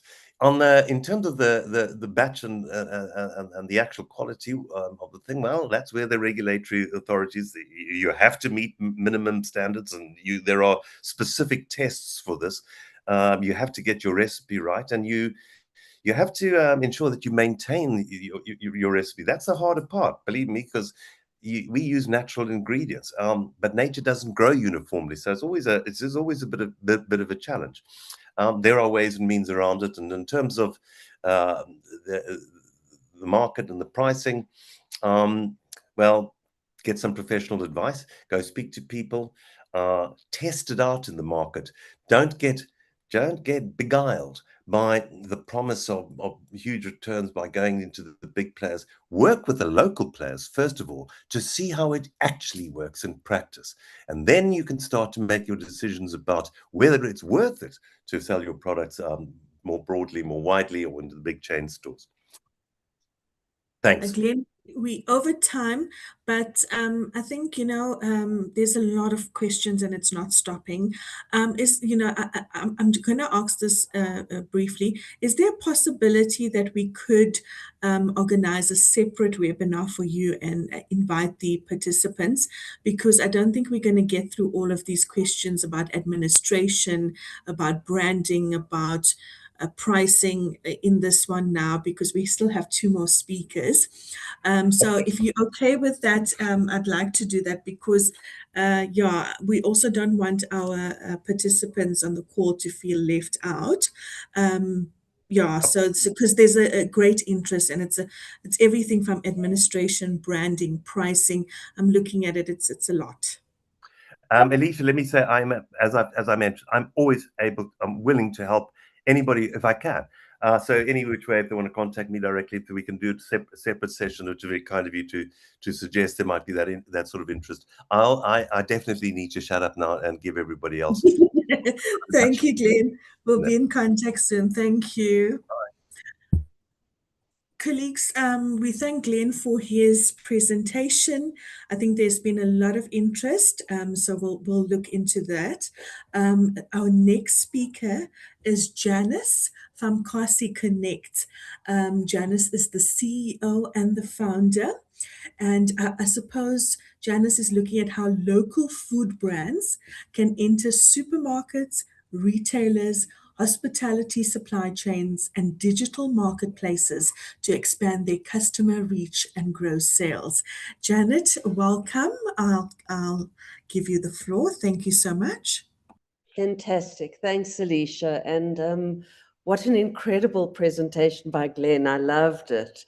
I often see Six Dogs on the shelves, and I think the packaging is magnificent. And I hear him on the Pinotage story. I really appreciated the opting to not do alcohol-free. Tasted a few alcohol-free gins. I'm not sure why, because I like alcohol. But yeah, they don't work that well. So probably better to drink something else. So thank you so much for having me. Proudly South African. Kasi Connect is a PSA very proud partner. And maybe just a little bit about Kasi Connect. So we work with township entrepreneurs, Kasipreneurs, and we work on getting them into the mainstream economy. I was very happy to see SABS on the call up front. And as Alicia pointed out, to become a Proudly South African member, you have to be compliant. But of course, the journey to compliance is a long and tough one, and at times an expensive one. You know, if there isn't funding available, it can be pricey. We've just gotten a whole lot of quotations for testing product, both from SABS for food product, which is not outrageous, but SABS put us in touch with the University of Limpopo for some of our Kasipreneur skincare products, and it's pretty steep. So if there are Kasipreneurs on the call, reach out to us. Please note we're Kasi Connect with 2 Ks. There is another Kasi Connect with a C, but we are KASIKONNECT. And I'll share my email towards the end, because what we do is we have a program called Spaza Supply Plus. We're engaging with PSA, we're engaging with SABS and SEDFA, and to some extent with the City of Joburg, to see how we start streamlining the process of product testing for Kasipreneurs. For many, it takes years, and they struggle through selling through informal markets, etc. And of course, food compliance is so important. I mean, as we've seen from the tragedies in our townships, although I have to note that what's been discovered is that's not a lack of food compliance. That doesn't diminish the fact that food compliance is critical. But what's happened in the Kasi is it's often an attempt to fight off all the hochas and the insects and the horrible rats, and those poisons transmit through the air onto packaging, and that's been the major problem. So I always think it's good for some clarity. So I'm going to turn to today's short presentation on its head a little bit, and just going to check that you can see, and I'm on the wrong slide. Can everybody see my deck? Yes, I can see it. Thank you. Okay, fantastic. So I've called it 100 chili pastes. And in the Kasi, the chili and hot food is very popular. And there are some fantastic chilies made. But the reality is we're in a sea of sameness. You know, is it another chili paste? Do we need the 101 chili paste? So first, I want to talk within the sea of sameness. You know, there's a market access illusion. When we get onto shelves, and whether it's a digital shelf like Take a Lot or Macro, who we also work with, or it's a physical shelf, which could be macro, which is an omni-channel, or OK Foods, who we work with to get our Cassipreneurs. That's only half the battle. Surviving on that shelf is the real challenge.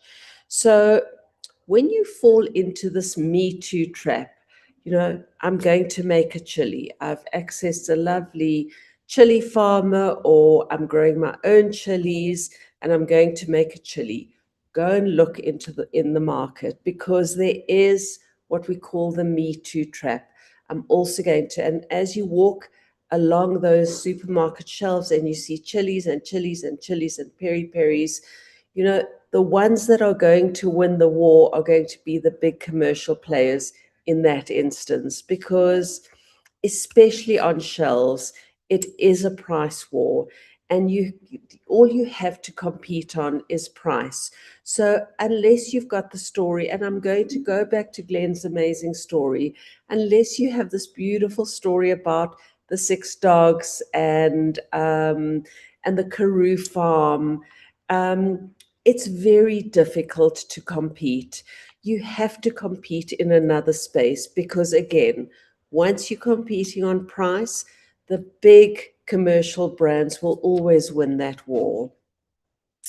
So I love talking. I come out of a history of, I had an agency, a brand, business to business brand agency for 21 years before starting Kasi Connect. And these are two of the things that I always believe to be the most important. So imagine you driving through a lovely green field, and there are black and white cows. I think they're called Friesland, the milk cows, and they are black and white and black and white and black and white and black and white. And then you see a purple cow and you go, oh my word, there's a purple cow. It's the remarkability of the purple cow.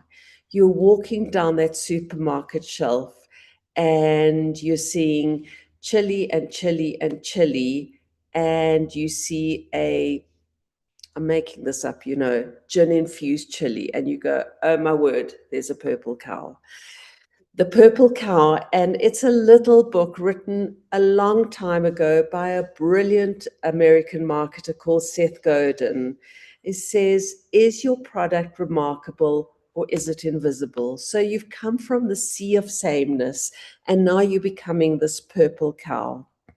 Another one of my absolute favorites, who I've also followed for a long time, is a woman called Nilofer Merchant, and she talks about the onlyness. So let me give you an example of onlyness. You're sitting somewhere and it's lovely, it's quiet, although maybe it's a little coffee shop on the street. The cars make some kind of sound, but they're kind of in the background. And next thing, there's this brrrr, and it's so loud. And it's a Harley Davidson, because they have that onlyness. No one else makes that sound. It's only the Harley Davidson. There's an onlyness. I often talk about a brand, and I say they are the only people to do this. It used to be when you ordered stuff online in the beginning, and people, I think it was maybe it was a yuppie chef, they'd put a lovely note in, and they were the only ones who did that. Now lots of them do it, but it would arrive and there'd be this handwritten note, and there was this onlyness about it. So finding your purple cow and finding your onlyness in your brand, these are such important things. So one of my amazing Kasi preneurs makes macheo, and we all know the deep-seated cultural tradition in macheo. But what she's done is she's taken baobab, which has been found to have a lot of superfood values and qualities in it, and she's infused the macheo with baobab. She is the only one I know doing this. I have some producers doing okra and ginger juices. I haven't seen an okra juice on the shelf, but I have a Cassipreneur in Hebron who does a lot of okra juices. Okra and ginger. I think she does an okra and honey. I think it's fantastic. there's a Cassipreneur in Soweto called Forever Green, and you can find all of these Cassipreneurs. If you go and look for okra on Cassie Connect in the search, you'll find Elisheva Trading, who's working with okra. So I have someone Forever Green in Soweto who's making a pumpkin juice. I've never seen a pumpkin juice, but let me tell you, it is completely delicious. The other thing he's doing, which I haven't tasted yet, I must admit, is a potato peel coffee. Now, if he pulls this off, wow, that's generally a waste product. And imagine potato peel coffee. So find that differentiator in your product, whether it's the Six Dog storytelling or the Baobab superfood or the roar of the Harley. Find it, because that will serve you so well in your journeys. That's what people buy. They buy that uniqueness. And there will come a time where maybe all the cows in the meadow are purple and you'll have to find something else. You'll have to find, I don't know, your orange cow.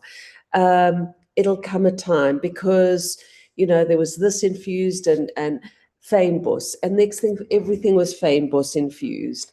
But in the beginning it was so unique. Now fynbos is not the purple cow anymore. Still a great product, or a great infusion product, but not the purple cow.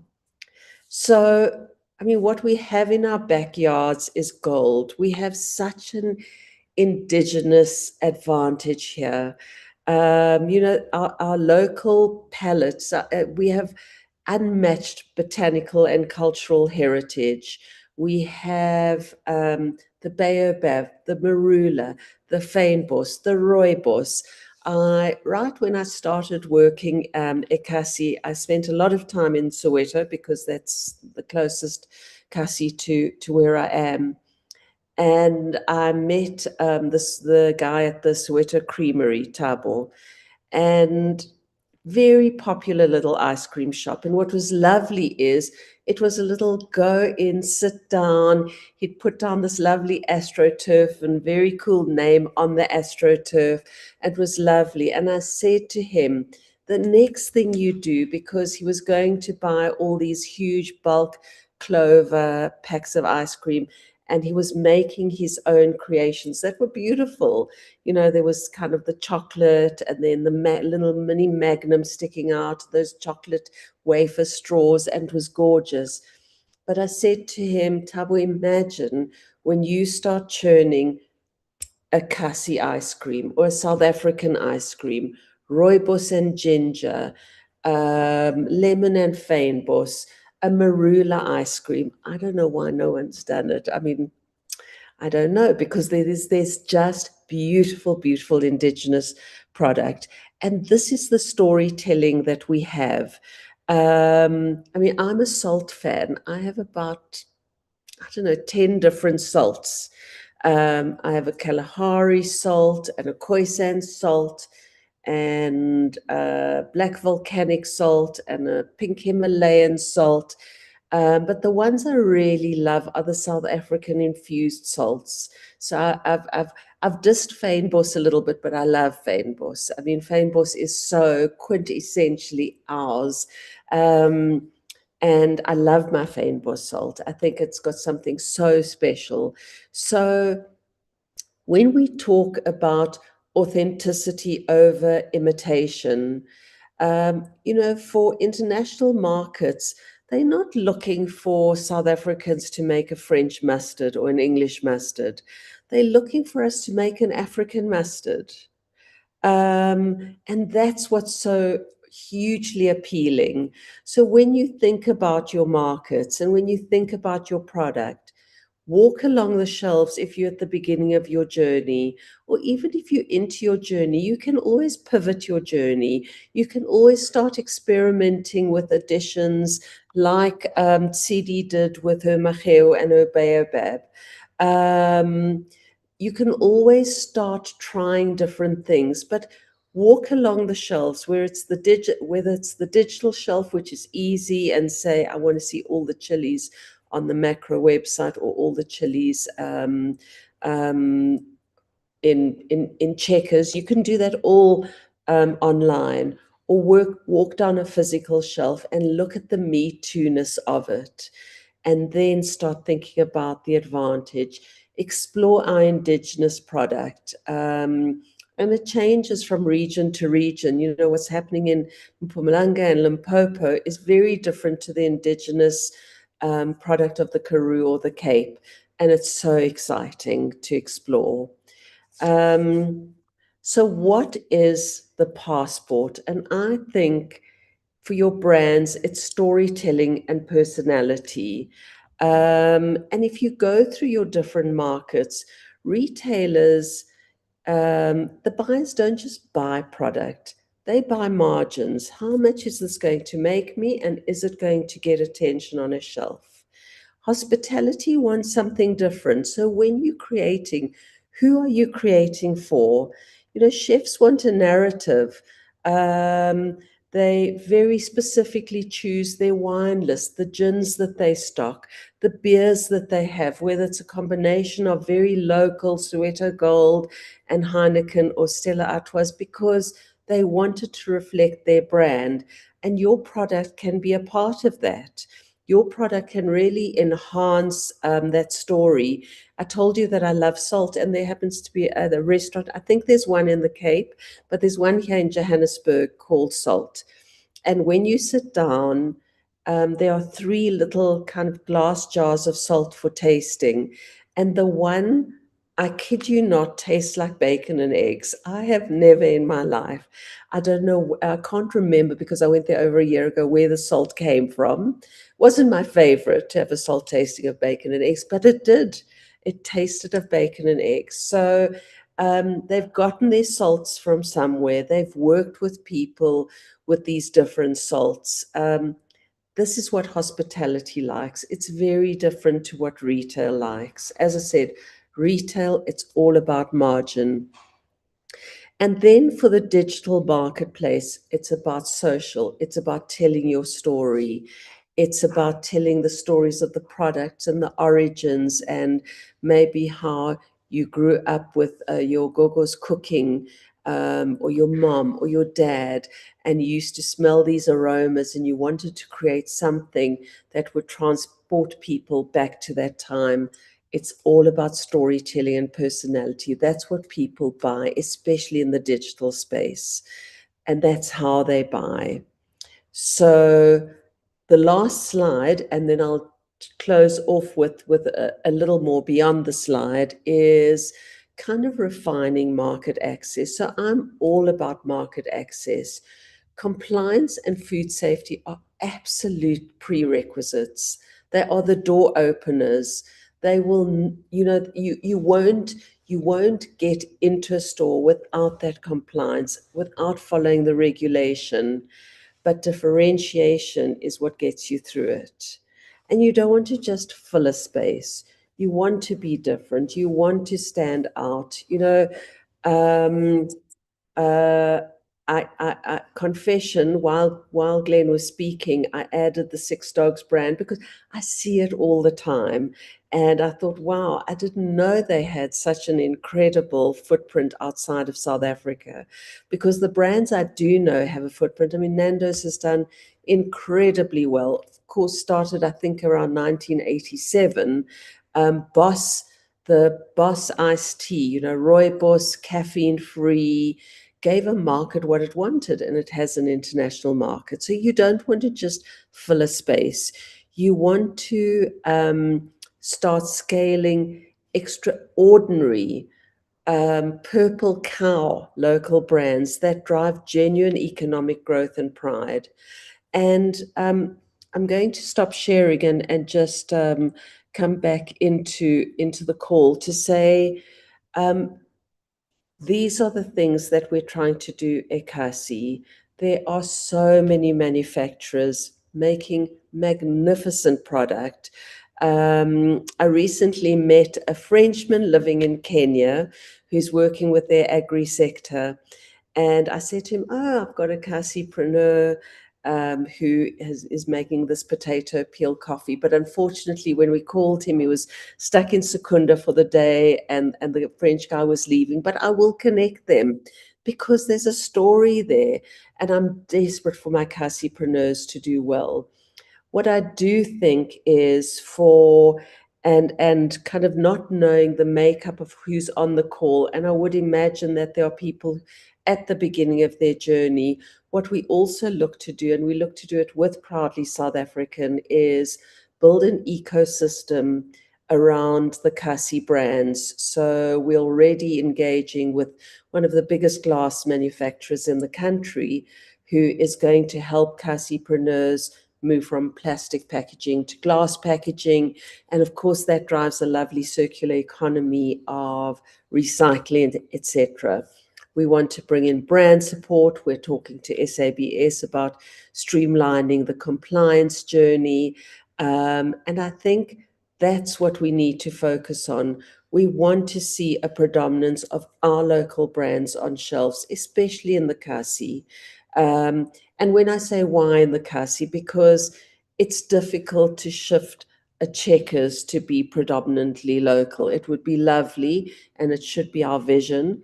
But in the Kasi, there are producers of so much stuff, and not just chili, but a lot of chili, but not just chili. There's acha, there's kimchi, there's kombucha. There is, as I said, the macheu, the potato peel coffee. There is so much product. There are so many beautiful baked goods, and that's what we'd like to see. And all of those have the most beautiful stories behind them, because starting a business and is not easy. Starting a food or beverage brand is very difficult because of all the associated hoops you have to jump through to ensure your compliance. Starting at Ekasi it makes it just one more barrier of difficulty, because you're far away from everything, etc.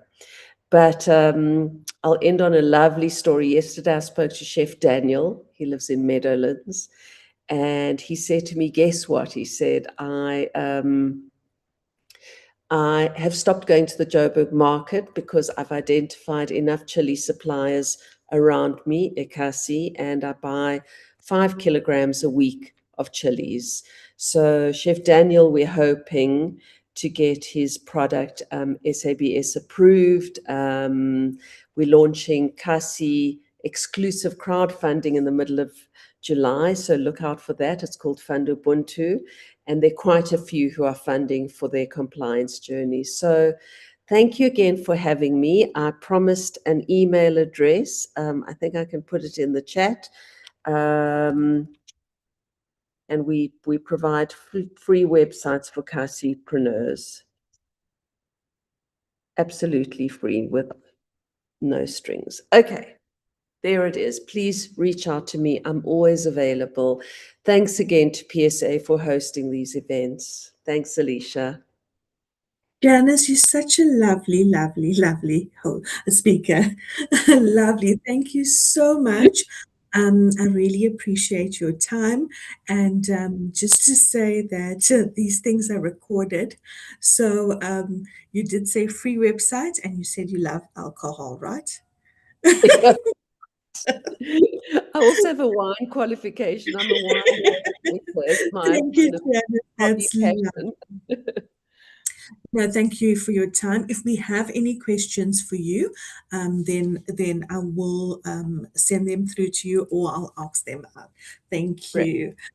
So, colleagues, we have our last speaker, Hima Kesa, who is a professor at the University of Johannesburg.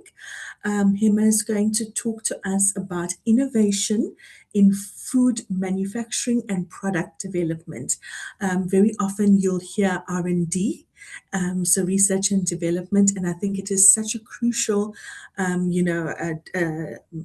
division within any company, but especially in food. I know I started with the avo growers, and R&D was the absolute most important part of the business. So I'm going to bring Emma in to talk about exploring how innovation, product development, consumer trends, and creative food solutions can help local businesses remain competitive and meet changing market demands. Hi, Emma. Can I open up the floor to you? Thank you so much. And thank you so much for the opportunity. I think my topic is going to be a little bit different from what you've mentioned, but I will cover the points that you have mentioned. So what I'm going to try and talk a little bit about, I'm from the Food Evolution Research Center, and we're from the University of Johannesburg. We are based in the College of Business and Economics. I know I've got less than 5 minutes to do my presentation, so I'm going to try and get going with it. So basically, what I'm going to talk about is from kitchen to consumer. And what we focus on, it's very big within the center, is on indigenous foods. And I'm so glad Janice mentioned about the innovation that has taken place with the other products that she had spoken about. And we're really trying to promote indigenous crops because of the nutritional value. And that is something that the center does. We actually try and do product development and specifically uplifting communities around nutrition education, eating correctly, dietary changes, and those type of things. So I'm going to talk about leveraging indigenous foods for sustainable food sourcing, product development, and market access in South Africa. Okay, there we go. Okay, so this is just an overview. I'm not going to spend too much time on that. Just to give you an introduction, to let you, I know I'm going to go a little bit on research, but I'm not going to waste too much time on that as well. Just to talk about indigenous foods and what does it mean to us, and why is it so important in South Africa for us to be emphasizing and really talking about indigenous foods at the moment? Because of the region, it's culturally acceptable, it's adapted in local climate conditions, and that's what makes indigenous crops so fascinating to us. And it's been consumed traditionally by the inhabitants as opposed to exotic foods, which has been introduced in others from other regions into South Africa. And that's why we talk about the shift of indigenous foods to Eurocentric foods, which has historical, cultural, and socioeconomic implications. And understanding this shift is important for us to recognize the value of indigenous foods, and we need to promote this in South Africa.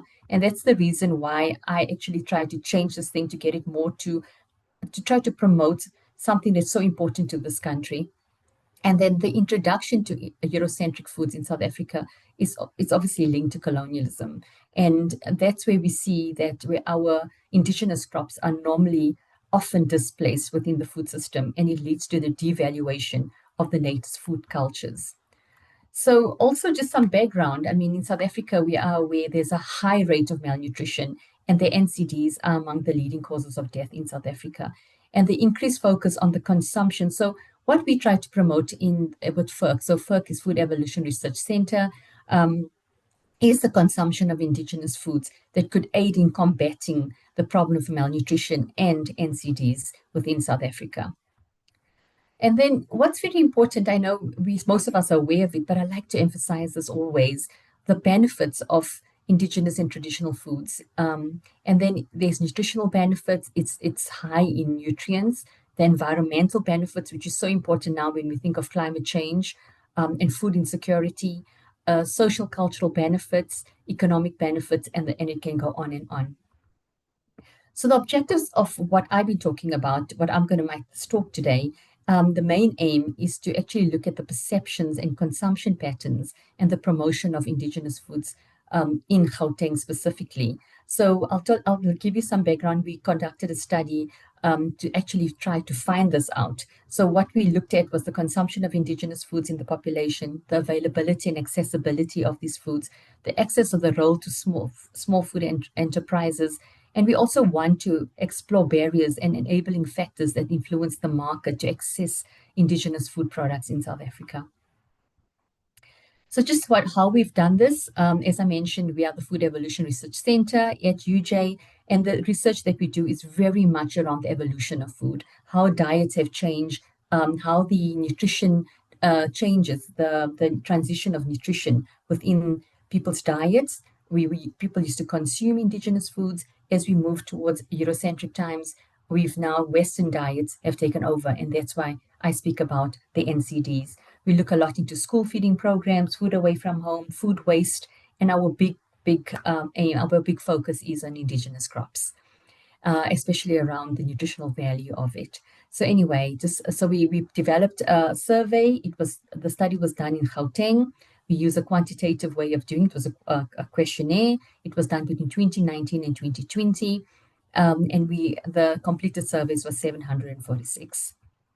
This is just some demographic results to see who our population ended up being. It was more females. The races were mixed. The age groups was, funny enough, more of the younger generation. It was more between, I would say, 26 to 45 years old that had completed most of it. Tertiary education was high, and then from the different residences that we worked on, urban was the highest, was 65% of the urban dwellers. And the areas that we focused on were the following, but the most came from the city of Johannesburg. And when we looked at the consumptions of these foods, and the top three grain crops were sorghum, pearl millet, and cowpea. And all three of them are highly nutritious. And then we look at the vegetable crops, amadumbe, amaranth, and cleome. And then the fruits were marula, kai apple, and the mabola plum. I know the percentages look small, but if I take you through the results, you'll actually see why. Okay, so we tried to look at where were they getting and how were these crops available and accessible to the population. And what we picked up is because it was a very young population that, that participated in the study, a lot of them did not know. They couldn't identify indigenous crops, did not know about them. But the ones that actually knew would say they come from very small percentages, as you can see. If you look at the names of the ones I've mentioned, they're from food markets, or they grow it in their garden, or it's from vendors, and a lot of them didn't know. And then we looked at vegetable crops. Again, it was food markets, it was vendors growing them in their own gardens, but then it was also, they did not know about it. And then we looked at indigenous fruits, was also very similar. So then we also had an open-ended question. We wanted to know, what do they want to know about the accessibility of indigenous foods? And then what people had said, they feel we should have more marketing on these. There should be more advertising, branding, and pricing. There should be public promotions about these foods, high availability in the mainstream. They would like to see it more in cooking shows, store recipes, and so on and so on. And then they spoke about they need to learn how to grow it if they have it in their own gardens. And there should be more space for farms and more land to be able to grow in urban sectors as well, to grow these crops. And they would like to see it more in supermarkets. If they believe in making indigenous foods more available in stores, would make them more readily accessible. Many of South Africans are not educated on these foods, and these foods can be sold in supermarkets. And also they said more with vendors, and we see vendors are selling them. And then education is important. We need to educate people about them. We should teach them how to cook them. And again, educate people on the foods and their benefits, especially of the nutritional value. And then there was a question that we asked, where would they want to see more of indigenous foods being available? It came out very high in schools, hospitals, supermarkets, workplaces, and so on. So, but these four were the highest. So these are some of the articles that we published around this on the study. And then we decided, okay, what are the next steps? Now we have this information. What should we do? We want to promote the consumption of this. So we decided, okay, we need to develop a concept and a preparation of ready-to-eat indigenous foods. How can we do this? Because we are researchers, and we're not chefs. So we partnered with South African Chefs Association. And then when we did the recipe development, we did the nutritional analysis and the sensory evaluation. So this was the planning that we had with the SA chefs, and these were the people that were involved, and we had international partners as well that assisted us through this project. And then we had our first cook-off in 2023, and these were the products that we used. So we used the products that we mentioned of the top 5 products, and we incorporate these into lovely recipes. And what was interesting in the study with the youth, that they actually mentioned that they would like to see a fusion of it. They would like to see indigenous groups being consumed. They would like to learn more about it, but they also want to see how we can modernize it. So we tried to do this as much as we could with the kind of recipes, and we tried to keep it healthy and ready to eat. And then we had our second cook-off in 2024. And as you can see, so these are some of the pictures of the stuff that we actually, and the interesting thing is all the products that we had developed are all vegetarian. And I would even actually use the word vegan because there was nothing there of dairy, of meat, anything of that sort. And then we had our third one in 2024, April, and these are some of the products. And you can see, if you look at this, it's all vegan. And if you think about it, it's all indigenous that's been incorporated into the products that they've developed. And then we did our final cook-off with the pilot sensory evaluation. And this is how we went about doing it. And then we had people coming in. So the nutrition analysis of the recipes, different recipes were made using the indigenous foods.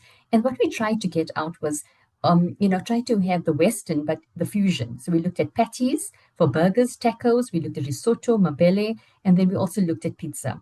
And the challenge for us was to develop it, to have it attractive enough and appealing for people to want to consume it. And this is just an example of one of the nutritional analysis that we did on Madumbe grits. And it just shows how nutritious, very high in our macronutrients and our micronutrients.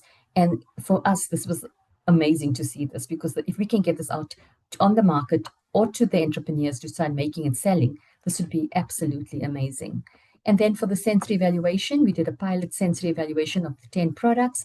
We had participants from different ages and races that participated. We looked at aroma, color, taste, texture, appearance, and then we used a 9-point hedonic scale to do this. Out of the lot, a lot of it scored above 5, and there were just 1 or 2 that did not, because they found it got a bit cold by the time they had consumed it. So it wasn't, to their temperature liking. And then we looked at what's the way forward. And the way forward is to try and promote this as much as we can. And I'm so glad to be part of this panel today, because I think there's people that we could tap on for further knowledge of how we can actually promote these products.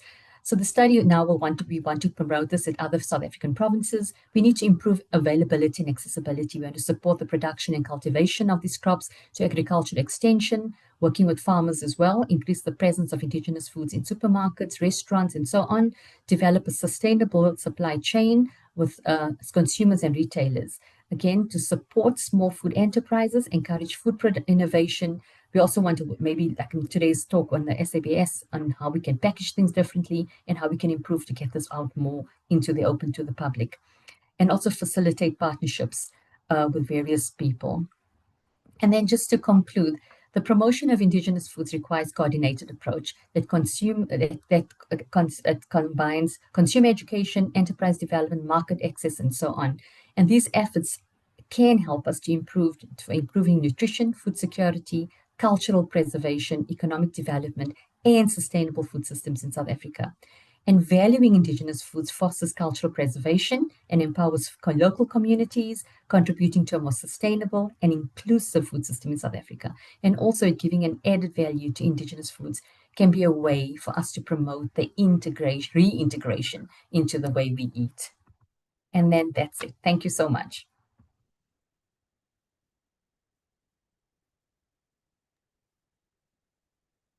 Well, thank you so much for that presentation.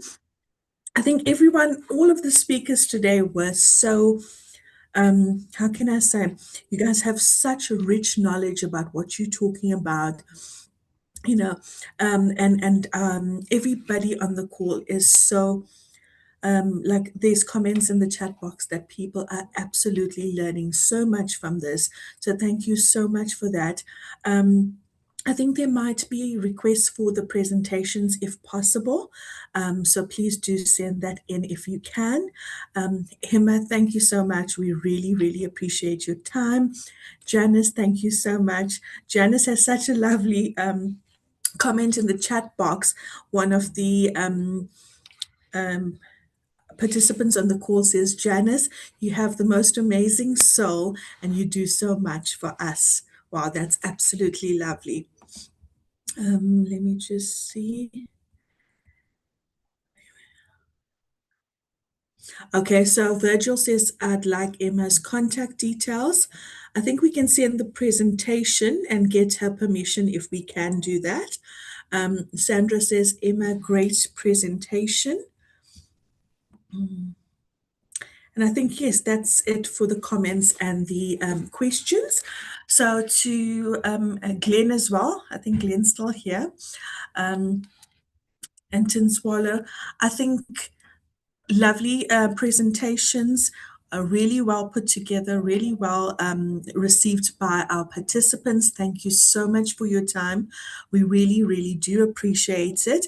And for everyone who's joined on the call today, thank you for joining.